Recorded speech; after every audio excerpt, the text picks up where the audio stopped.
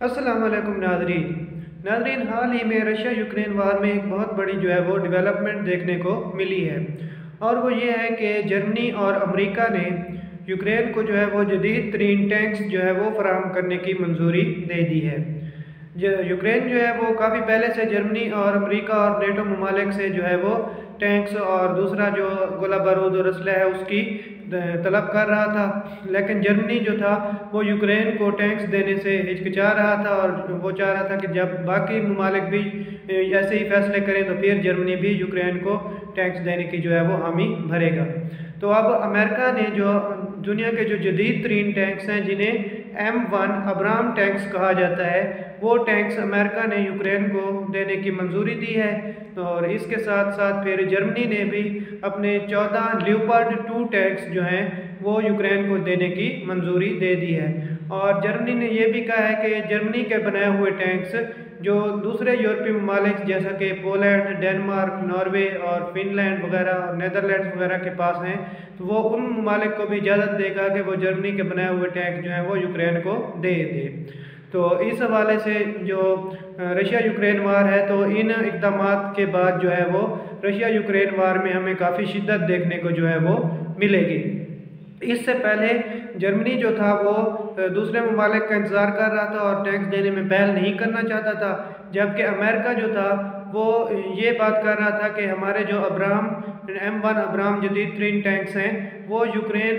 वालों के पास जब जाएंगे तो उन्हें इस्तेमाल करने में जो है वो मुश्किलात पेश आएंगी, वहाँ उनकी मेंटेनेंस भी नहीं हो सकेगी। और यूक्रेन में जिन इलाकों में वो टैंक्स इस्तेमाल होने हैं वहाँ बर्फ़ और कीचड़ वगैरह ज़्यादा होते हैं, तो ये टैंक्स जो है वहाँ पर ख़राब भी हो सकते हैं और इन टैंक्स की वहाँ पर यूक्रेन वाले जो है वो मेंटेनेंस नहीं कर सकेंगे। और एक और बात वो कह रहे थे कि अब्राम टैंक्स जो हैं दुनिया के जदीद तरीन टैंक्स हैं, लेकिन ये फ्यूल भी बहुत ज़्यादा इस्तेमाल करते हैं और इनके साथ साथ फ्यूल ट्रक्स को भी इनके साथ साथ जो है वो चलाना पड़ता है। तो वो ये कह रहे थे कि यूक्रेन के जिन दुश्वार गुजार इलाकों में इन टैंक्स ने चलना है वहाँ से ये टैंक्स तो गुजर जाएंगे, लेकिन इनके साथ चलने वाले फ्यूल ट्रक्स जो हैं वो वहाँ उन इलाकों से नहीं गुजर सकेंगे। लेकिन अब अमेरिका ने अपने इन तमाम तहफ़्फ़ुज़ात को पसे पुश डालते हुए अब्राम टैंक्स जो हैं वो यूक्रेन को देने की मंजूरी दे दी है। अब जर्मनी ने कहा है कि हमारे जो लियोपार्ड 2 टैंक्स हैं वो यूक्रेन को मार्च के आखिर तक जो है वो मिल जाएंगे, क्योंकि अभी सर्दियां हैं तो जंग में इतनी शिद्दत नहीं है, लेकिन जैसे जैसे मौसम बहार आता जाएगा तो यूक्रेन वार इंटेंसिफाइड होती जाएगी, उसमें शिद्दत आती जाएगी। तो उस शिद्दत जब आएगी मार्च के एंड तक तो लियोपार्ड 2 टैंक्स जो हैं वो यूक्रेन को मिल जाएंगे। और अमेरिका ने कहा है कि हमारे जो अब्राम टैंक्स हैं अभी हमारी फ़ौज के पास वो इजाफी नहीं है, हमारी फ़ौज की अपनी ज़रूरत के लिए वो पूरे हैं, तो हम नए टैंक्स बनाकर जो है वो यूक्रेन के हवाले करेंगे और उन नए टैंक्स को बनाने में महीने जो हैं वो लग सकते हैं। उन्होंने एग्जैक्टली ये तो नहीं बताया कि कितने महीने लग जाएंगे, लेकिन उन्होंने कहा कि महीनों बाद जो है वो टैंक्स जो हैं वो यूक्रेन को मिलेंगे। तो तजज़ियाकार यही बात कर रहे हैं कि अमेरिका के जो टैंक्स हैं वो यूक्रेन को तकरीबन 1 साल का अर्सा लग सकता है यूक्रेन को वो टैंक्स मिलने के लिए। अब इन तमाम बातों से एक बात तो तय है कि आने वाले दिनों में रशिया यूक्रेन वार जो है वो शिद्दत आएगी और ये वार जो है वो लंबी चलेगी, यानी कि यूरोप और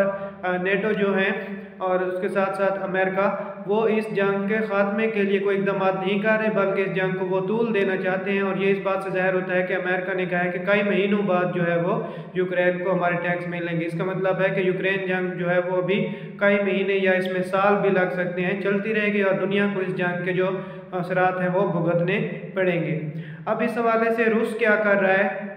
रूस ने कहा है कि हमारा जो जंगी रोबोट है मार्कर, हम उसको लॉन्च करेंगे और वो जो है वो यूरोप और अमेरिका के दिए हुए इन सब टैंक्स को जो है वो जला के राख कर देगा। तो रूस इस बारे में इतना ज़्यादा उन्होंने कंसर्न शो नहीं किया, लेकिन उन्होंने ये ज़रूर कहा है कि यूरोप और अमेरिका जो है वो यूक्रेन को टैंक्स देकर जंग को मज़ीद मतलब इश्तियाल दे रहे हैं और इसके नतीजे जो हैं वो अच्छे नहीं होंगे। अब इस सब बात से तो ये ज़ाहिर होता है कि यूरोप जो है वो यूक्रेन के कंधे पर बंदूक रख कर रूस के साथ हालत जंग में आ चुका है, क्योंकि सारा जो असलहा है वो यूरोप फराहम कर रहा है यूक्रेन को और सिर्फ यूक्रेन वाले उसको इस्तेमाल करके आगे रूस के खिलाफ लड़ रहे हैं। तो यूक्रेन जो है वो इनडायरेक्ट वार में आ चुका है रूस के ख़िलाफ़। और जर्मनी की जो वज़ीर ख़ारजा हैं उन्होंने पिछले दिनों फ्रांस में एक कॉन्फ्रेंस में ये बात कही थी कि हम रूस के साथ हालत जंग में हैं। तो इस बात को रूस में बहुत उछाला गया और कहा गया कि यूरोप जो था वो पहले ही रूस पे हमला करने की कोशिश कर रहा था और अभी जो है वो यूक्रेन को एक मोहरे के तौर पर इस्तेमाल कर रहे हैं ताकि रूस को थकाया जाए, और जब रूस यूक्रेन के साथ लड़ कर थक जाए तो फिर हम बरह रास्त जो है वो रूस पर हमला करके उसके वसाइल पर कब्जा कर लें। तो अभी तो दोनों तरफ जो है वो हार मानने को तैयार नहीं है और रूस जो है वो यूक्रेन के साथ जंग जो है वो मज़ीद इंटेंसीफाई करने की कोशिश करेगा और उधर से यूक्रेन जो है वो भी काउंटर अटैक करने की कोशिश करेगा। अब देखते हैं कि आगे जंग में क्या होता है और यूक्रेन जो टैंक्स लेगा यूरोप से, तो यूक्रेन उन टैंक्स की मदद से रूस पर हावी हो जाएगा या रूस की जो मार्कर रोबोट है, जंगी रोबोट, वो उन सब टैंक्स को तबाह कर देगा और रूस जो है वो यूक्रेन के बड़े इलाके पर कब्जा करने में कामयाब हो जाएगा। तो ये तो अब आगे वक्त ही बताएगा कि जंग का पासा जो है वो किस तरफ पलटेगा। तो ये तो इस बारे में हमने आपको अपडेट कर दिया है और इस बारे में अगर आपके कोई भी सवालात हैं तो आप कमेंट्स में हमें ज़रूर बताइएगा और चैनल को ज़रूर सब्सक्राइब कर लें और वीडियो को लाइक कर दें। शुक्रिया।